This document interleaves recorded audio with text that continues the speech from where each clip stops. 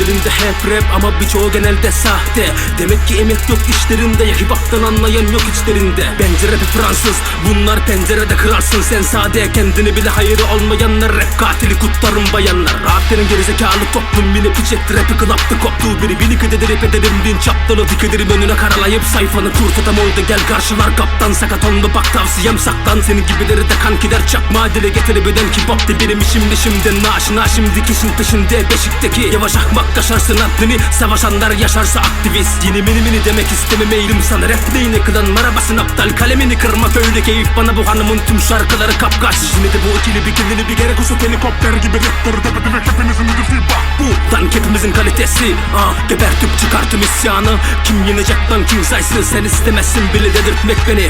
Lan dedirtme beni. Yerin dibini batırıp adını tabi gitar adım tekini getirin, deli mike'ım karadır. Adım atını tanımıyorsan geber akına karata kadar adamın işi biter. Yaka paça olmaya var mısın köpek, sakıt atını toplatır tek yat yatak odasında da çek yorganı, ben tüketene dek bu hip hop'ta 90. Benim elimde hip hop'un naması çakal, dilimde sopa dillersen rakip ol. Gittin hemen bozuldu dimi gebe kalmış gibi acıdan akınma bebe. Çapli bile senin gibi güldüremedi, milleti takdire layık bu işin aferin piç. Sana o yüzden aferin piç.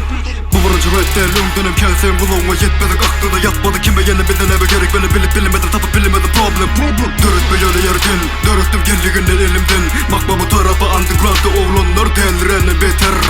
Seri silsilede gözüm yeter, İstesen silede dilim yeter. Bu sözler öde yetili taptı, oğlum bunu yığılı kaptı. Kaçı dilime gülede menemederim ben, dilimi dilige sok taşından koydum lock. Senin bana gerek del, etme respect. Boşuna rapleri setlep dipleme yalanı yiyeceğim sözümü. Sen ya da raplandan hiç vakit ben yiyeceğim mali gözümün. Nasıl bir beat, özüm için, ettin mi fit, pulu için. Bızımı da pul kapalı dostlarını satan var, he, pul için. Gitmedik bilem gitmedik intek batırsın, ateşik getireceklerin varın bile bitmeyecek. İnkar edenlerin gidene karşı gitmeyecek. Sana gerek del fit, beat, bulun gözünle men, weak. Kimisine göre üt kudu, kimisine göre değil kudu, sana pulu göre vit kudu.